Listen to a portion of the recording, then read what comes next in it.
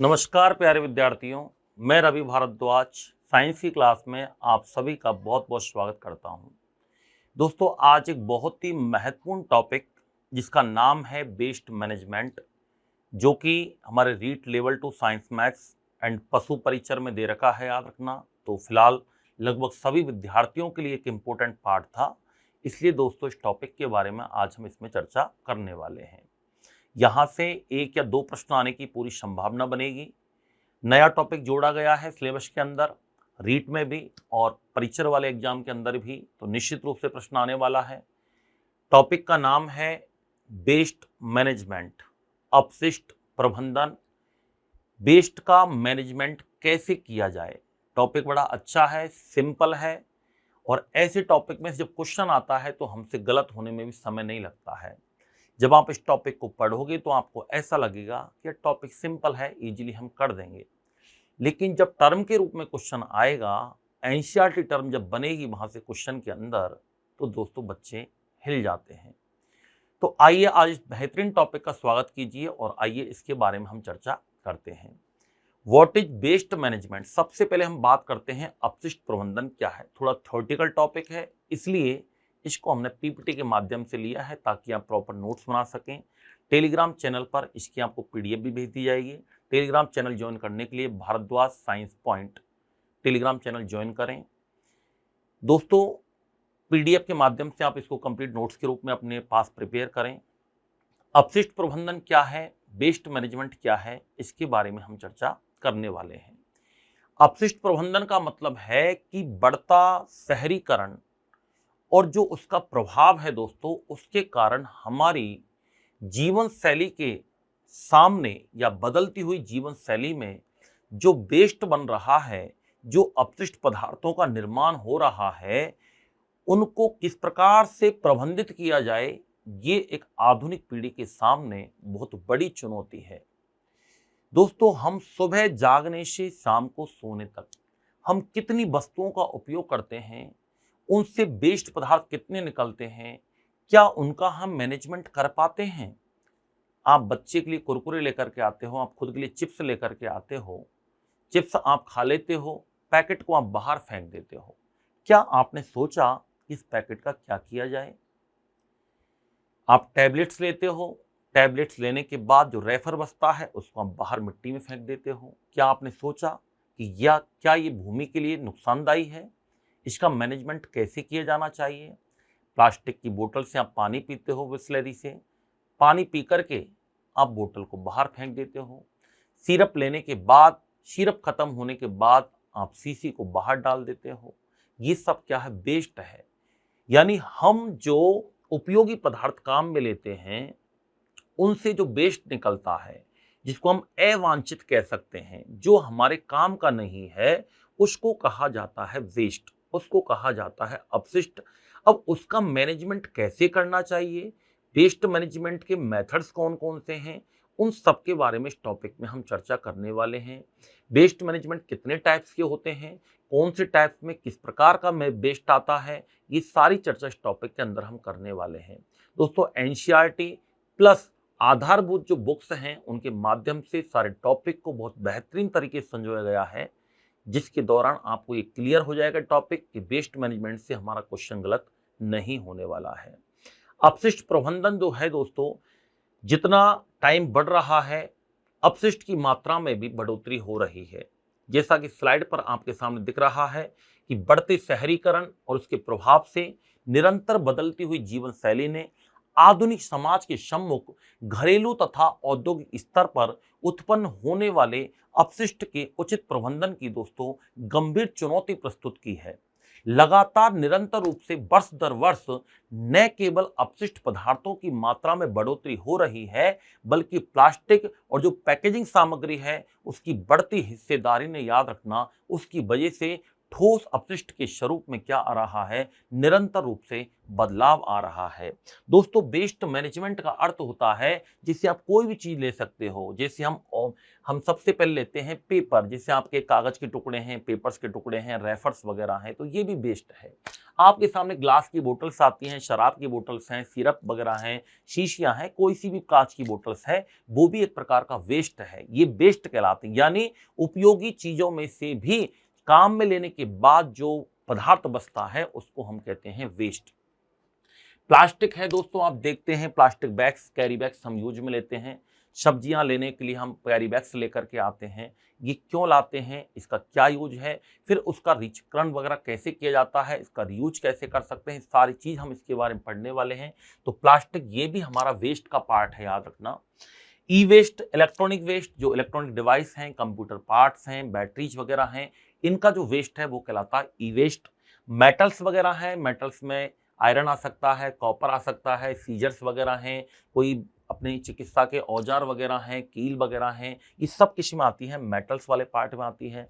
Organic part में आता है दोस्तों जैविक कचरा, बायोमास, सब्जियों के छिलके, फलों के छिलके, अनाज का भूसा, गन्ने की खोई, पत्तियां, डंठल, लकड़ी, बायोमास, ये सब किस्म आता है, ऑर्गेनिक वेस्ट के अंदर आता है। अब ये जितना भी वेस्ट आपको सामने दिखाई दे रहा है, इस सब का प्रबंधन कैसे किया जाना चाहिए, कैसे इसको मैनेज करें ताकि हमारी आने वाली पीढ़ी कोई नुकसानदायी नहीं हो और हम इसको वर्तमान में वातावरण के लिए बेहतर बना सकें। ये दोस्तों आज युवा पीढ़ी के लिए सामने एक चुनौती खड़ी की गई है, क्योंकि वर्तमान में जनसंख्या बढ़ रही है और निश्चित रूप से जनसंख्या बढ़ने की वजह से वेस्ट की मात्रा भी बढ़ रही है। अगर आपके एक बच्चा है तो एक कुरकुरे का पैकेट डेली बाहर फेंकते हो, आपके दो बच्चे हैं तो आप दो कुरकुरे के पैकेट डेली बाहर फेंकते हो, चार बच्चे हैं तो चार डेली कुरकुरे के पैकेट आप बाहर फेंकते हो। ये जो आप पैकेट को बाहर फेंक रहे हो, ये ही क्या है, अपशिष्ट है। क्या है दोस्तों, अपशिष्ट है। इसका मैनेजमेंट कैसे किया जाए, इसके बारे में हमें पढ़ना है, इसके बारे में हमें सोचना है। ऐसी कौन कौन सी विधियां हैं जो वेस्ट मैनेजमेंट के लिए काम में लाई जाती हैं, उन तमाम विधियों के बारे में हम चर्चा करेंगे। आप डेली कितने वेस्ट उत्पन्न करते हो, उनमें से कौन से बायोडिग्रेडेबल हैं, कौन से नॉन बायोडिग्रेडेबल हैं, कौन से अपघटनीय हैं, कौन से अनअपघटनीय हैं, उन सभी की चर्चा दोस्तों इस टॉपिक के अंदर हम करने वाले हैं। ये सब क्या है, याद रखना, वेस्ट है। एक दोस्तों, वेस्ट हम जब काम में लेते हैं तो एक प्लास्टिक पर्यावरण पर क्या प्रभाव डालता है, तो इसमें एक दोस्तों सिद्धांत काम करता है जिसको 4R सिद्धांत कहते हैं। वेरी वेरी इंपॉर्टेंट, याद रखना, इसको 4R सिद्धांत के नाम से जाना जाता है। किस नाम से जाना जाता है, 4R सिद्धांत के नाम से जाना जाता है।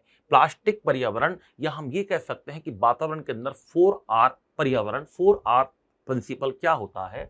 सबसे पहले इसको प्रिवेंट, यानी कहने का मतलब है हमें ऐसी चीजों को रोकना है।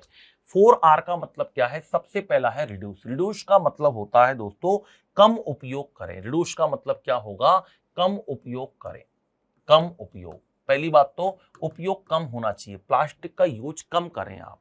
ये 4R सिद्धांत कहता है, ये प्लास्टिक और पर्यावरण के बीच में संबंध वाला सिद्धांत है। क्वेश्चन आ चुका है, फिर से एग्जाम में पूछा सकता है कि 4R का मतलब क्या है, यही पूछेगा, आपको क्रम याद रखना है। ये इसको 3R भी कई जगह हम लिख सकते हैं, 3R थ्योरी या 4R थ्योरी के नाम से जानते हैं। यानी आप जो भी चीज यूज में लेते हो वो कम यूज में लें, प्लास्टिक वगैरह आप कम यूज में लें। अगर आप यूज में ले भी रहे हो तो उसका पुनः उपयोग करें, उसका रीयूज करें। क्या करें, रीयूज करें। जैसे पॉलीथीन है, हम लेते हैं काम में, वैसे पॉलीथीन कम यूज में लेनी चाहिए, लेकिन उसका रीयूज हम कर सकते हैं, लेकिन हम नहीं करते हैं। हमारे घर में डेली 5 से 10 पॉलीथीन डेली आती हैं, अगले दिन कहां चली जाती ये हमें पता नहीं होता है। हम चाहे तो उन्हीं पॉलीथीन को खाली करके दुकानदार के पास फिर से ले जा सकते हैं कि भैया मेरी आधा किलो चीनी मेरी इस पॉलीथीन के अंदर डाल दे, भैया मेरे आलू इस पॉलीथीन में डाल दे, मेरी भिंडियां इस पॉलीथीन में डाल दे। लेकिन नहीं, हम अगले दिन फिर से नई पॉलीथीन लेकर के आते हैं घर में और घर के आसपास उन पॉलीथीन को हम डाल देते हैं, जो कि मिट्टी के अंदर लंबे समय तक बनी रहती हैं, क्योंकि जीवाणु इनका आसानी से अपघटन नहीं कर पाते हैं। यानी पुनः उपयोग करना सीखिए। कुछ ऐसे बैग्स बनाएं जिनमें आप रीयूज कर सकें, चीजों को बार बार उपयोग में ले सकें, उनको कहा जाता है पुनः उपयोग करना। रिसाइकलिंग, अगर आप पुनः उपयोग करते हो, और ऐसी भी वस्तुएं होनी चाहिए जिनको तोड़ फोड़ने के बाद उनका रिसाइकलिंग कर सकते हैं, पुनर्चक्रण किया जा सकता है। क्या किया सकता है? पुनर्चक्रण कर सकते हैं, दोबारा से उनको रिसाइकलिंग करके फिर से रिकवर प्राप्त कर सकते हैं, इनकी पुनः प्राप्ति की जा सकती है, अर्थात इसको क्या कहते हैं? रिकवर कहते हैं। क्या कहते हैं दोस्तों? रिकवर के नाम से जाना जाता है। तो दोस्तों हमारा 4R सिद्धांत क्या है? 4R means R for reduce, कम उपयोग में लें, R फॉर रीयूज, पुनः उपयोग में लें, R फॉर रिसाइकिल, पुनर्चक्रण होना चाहिए, R फॉर रिकवर, पुनः प्राप्ति होनी चाहिए, अर्थात ऐसी चीजों का हम यूज करें, ऐसे प्लास्टिक्स का यूज करें जिन पर ये 4R सिद्धांत लागू होता है दोस्तों। इससे हम पर्यावरण को बचा सकते हैं। यही हमारा मेनली वेस्ट मैनेजमेंट का आधारभूत सिद्धांत कहलाता है। आगे हम बात करते हैं दोस्तों अपशिष्ट। अपशिष्ट का अर्थ क्या है? अपशिष्ट का आशय होता है कि हम जो प्रयोग में लेते हैं, हमारे प्रयोग के पश्चात जो बचा हुआ अनुपयोगी पदार्थ होता है उसे हम अपशिष्ट कहते हैं, अर्थात अवांछित एवं अनुपयोगी सामग्री, सामग्री जो होती है इसी को हम क्या कहते हैं? अपशिष्ट कहते हैं। सिंपल सा प्रश्न आ सकता है, अपशिष्ट का अर्थ क्या है? तो अवांछित और अनुपयोगी सामग्री को क्या कहते हैं? अपशिष्ट कहते हैं। अपघटन के आधार पर दोस्तों अपशिष्ट के प्रकार इंपोर्टेंट है। अपघटन के आधार पर अपशिष्ट दो प्रकार के होते हैं, एक तो होता है जैव निम्नीकरणीय, एक होता है जैव अनिम्नीकरणीय, एक होता है बायोडिग्रेडेबल, एक होता है नॉन बायोडिग्रेडेबल। सबसे पहले जैव निम्नीकरणीय का अर्थ क्या होता है? ऐसे पदार्थ जिनका जीवाणु आसानी से अपघटन कर देते हैं उन्हें कहा जाता है जैव निम्नीकरणीय पदार्थ।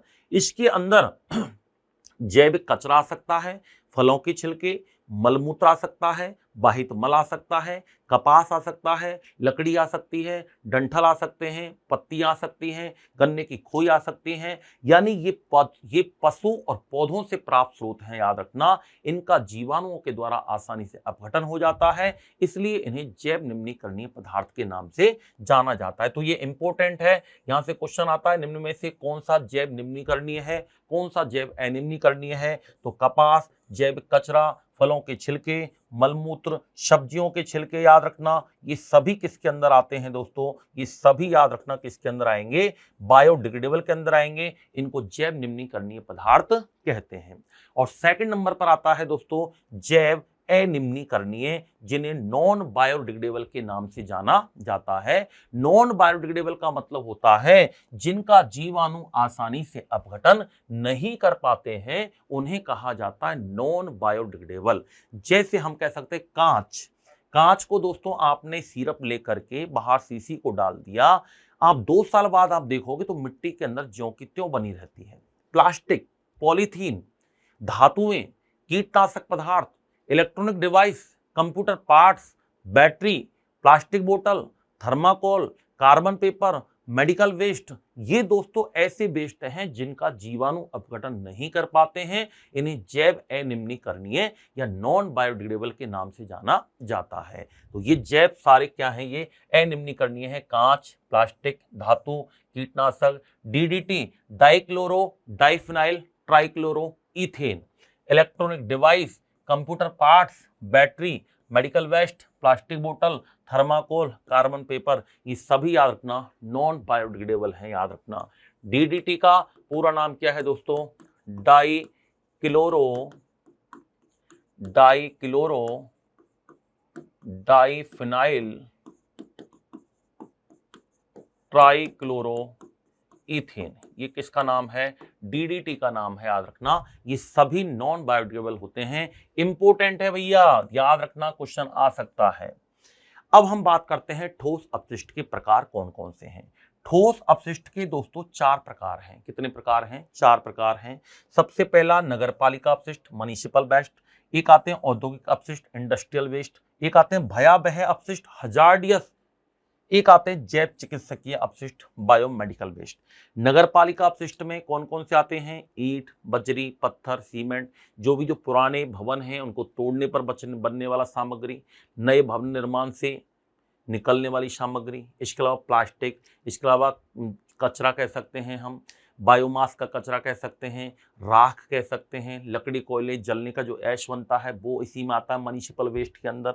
औद्योगिक अपशिष्ट की हम बात करें तो औद्योगिक अपशिष्ट के अंदर दोस्तों केमिकल्स आ सकते हैं, कार्बनिक पदार्थ आ सकते हैं, अकार्बनिक पदार्थ आ सकते हैं।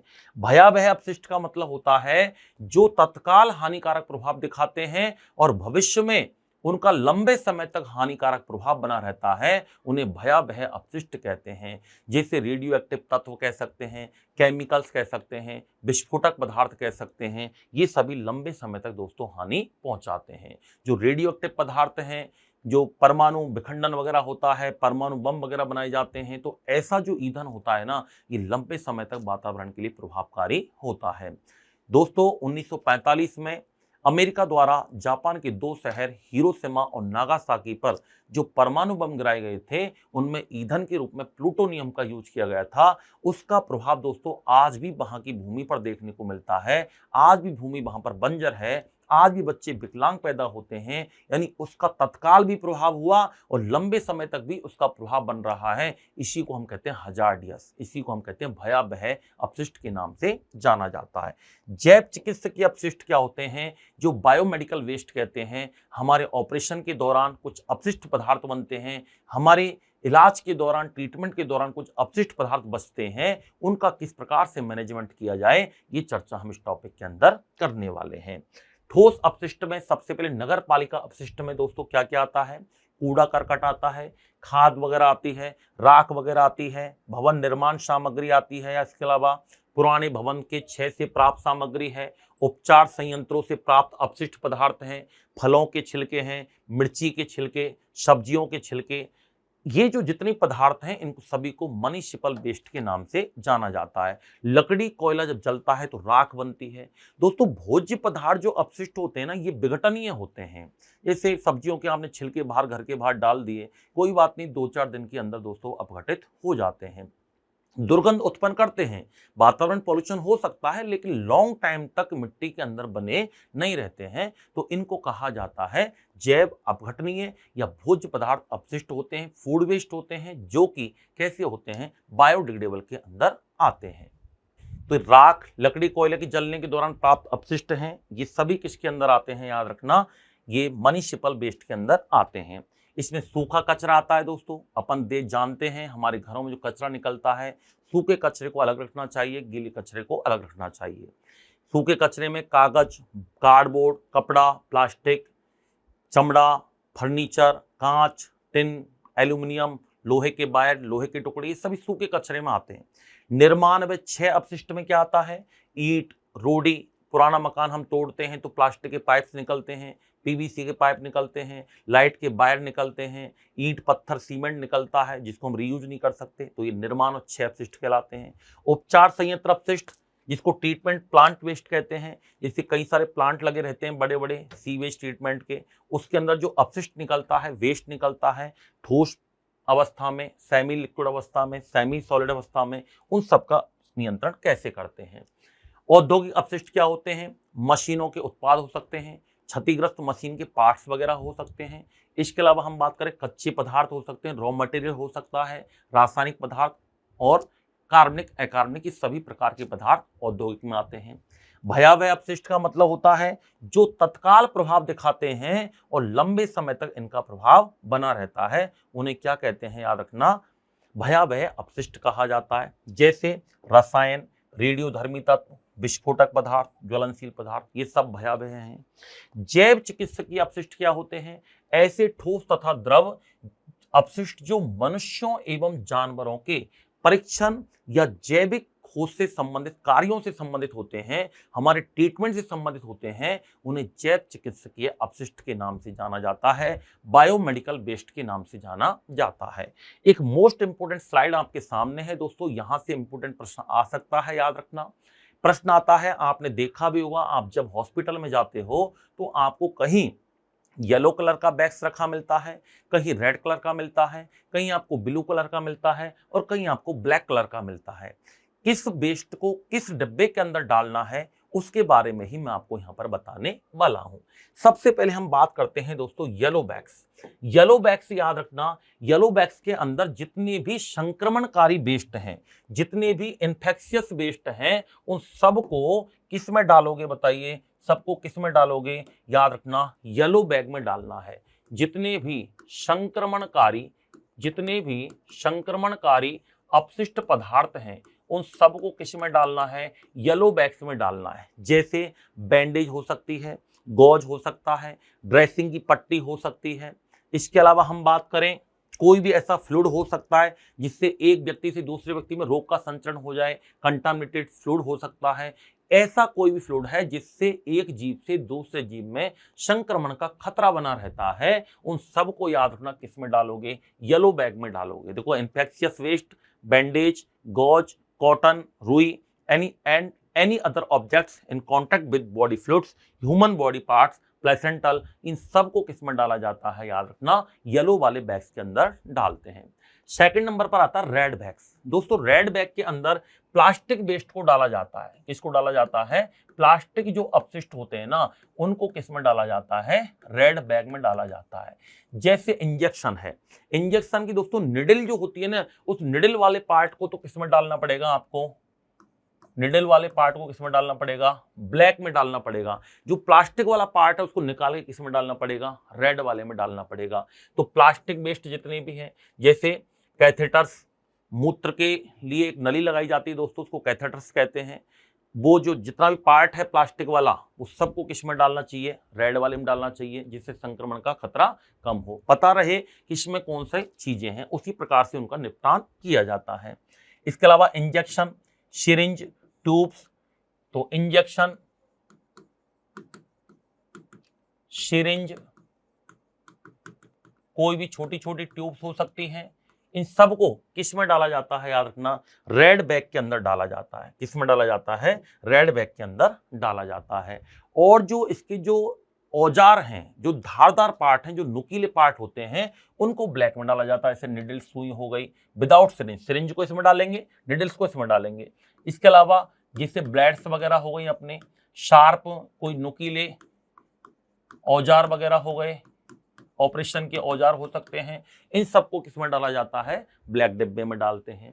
ब्लू बैग्स में क्या डालेंगे? ब्लू बैग्स में जितने भी ग्लास का मटेरियल है, जितना भी कांच का मटेरियल है, कांच की जो सामग्री जितनी भी है, चाहे कोई सिरप हो सकती है, सिरप की बोतल हो सकता है, कोई टूटा हुआ क्षतिग्रस्त कांच हो सकता है, टेस्ट ट्यूब हो सकती है, ऐसा कोई भी जो ब्रोकन पार्ट है, ब्रोकन ग्लासेज वगैरह हैं, वो उन सब को याद रखना किसमें डालना चाहिए? ब्लू बैग्स के अंदर डालना चाहिए। किसमें डालना चाहिए? ब्लू बैग्स के अंदर डालना चाहिए।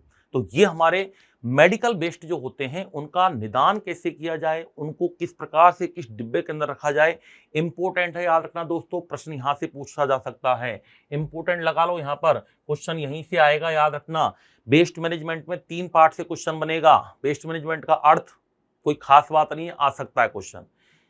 वेस्ट मैनेजमेंट के टाइप्स कौन कौन से हैं, बायोडिग्रेडेबल कौन से हैं, नॉन बायोडिग्रेडेबल कौन से हैं, इसके अलावा ये इंपॉर्टेंट पार्ट। उसके अलावा अपन ने जो अभी बात की है, ये वाला पार्ट जो बायोमेडिकल वेस्ट हैं, इनको किस बैग्स के अंदर किस प्रकार के वेस्ट को डाला जाना चाहिए, वेस्ट कितने टाइप्स के होते हैं, ये हमारा बहुत इंपॉर्टेंट पार्ट है। संग्रह पद्धतियां भी हम पढ़ेंगे। संग्रह पद्धति में एक स्थिर पात्र पद्धति आती है, जिसमें डस्टबिन एक जगह डाल दिया जाता है, उसी में अपन कचरे को डालते जाते हैं। एक होता है चल पात्र पद्धति, जिसमें स्वच्छ भारत का इरादा कर लिया हमने, अपने देश से ये वादा, तो ये वाला जो प्रोसीजर चलता है, ये चल पद्धति में आता है। डेली कचरा होता है, हम डाल देते हैं, म्युनिसिपल वेस्ट एक तरीके से, उसको नगर निगम वाले ले जाते हैं, फिर उसका वो निपटान करते हैं। उसका वो निपटान कैसे करते हैं, इसकी चर्चा हम नेक्स्ट पार्ट के अंदर करेंगे दोस्तों, जो कि बहुत ही इंपॉर्टेंट पार्ट है। याद रखना, जिसमें वेस्ट मैनेजमेंट की जितनी भी मेथड्स हैं, जितनी भी विधियां हैं, उन सभी विधियों के बारे में दोस्तों हम चर्चा करेंगे। याद रखना, जितनी भी विधियां हैं, कौन कौन सी विधियां हैं, जैसे हम बात करें जलाना, इंसिनरेशन, पीसना, ग्राइंडिंग, इसके अलावा जैसे स्वच्छ भूमि भराव, सैनिटरी लैंडफिलिंग टेक्नोलॉजी क्या होती है, ढेर लगाना, डंपिंग मेथड क्या होता है, ढेर लगाना, डंपिंग मेथड क्या होता है, भ्रंशोद्धार क्या होता है, साल्वेजिंग क्या होती है, कंपोस्टिंग क्या होती है, कंपोस्टिंग में इंदौर मेथड क्या होता है, बेंगलोर मेथड क्या होता है, नाडेम मेथड क्या होता है, इन तमाम चीजों के बारे में चर्चा करने वाले हैं। न्यूनीकरण मेथड क्या है, रिडक्शन मेथड क्या है, समुद्री समापन क्या है, याद रखना। इन सभी चीजों के बारे में हम किस में चर्चा करने वाले हैं, नेक्स्ट पार्ट के अंदर दोस्तों चर्चा करेंगे। तो ये वाला पार्ट फर्स्ट है दोस्तों वेस्ट मैनेजमेंट का। पार्ट फर्स्ट के अंदर हमने केवल रूपरेखा की बात की है, वेस्ट मैनेजमेंट के टाइप्स की बात की है, वेस्ट मैनेजमेंट होता क्या है, बायोडिग्रेडेबल, नॉन बायोडिग्रेडेबल, इनके बारे में बात की है। सेकंड पार्ट जल्दी आने वाला है, जिसको देखना ना भूलिएगा दोस्तों। और अपने टेलीग्राम चैनल को ज्वाइन कर लें, जिससे आपको समय समय पर नोटिफिकेशन मिलता रहे। और ये जो क्लास है हमारी बहुत ही इंपॉर्टेंट पार्ट है। फिर अपन सेकंड वाला जो पार्ट है दोस्तों, उसके बारे में हम नेक्स्ट वीडियो के अंदर चर्चा करेंगे, जिसमें हम वेस्ट मैनेजमेंट मेथड्स के बारे में चर्चा करेंगे। Thank you.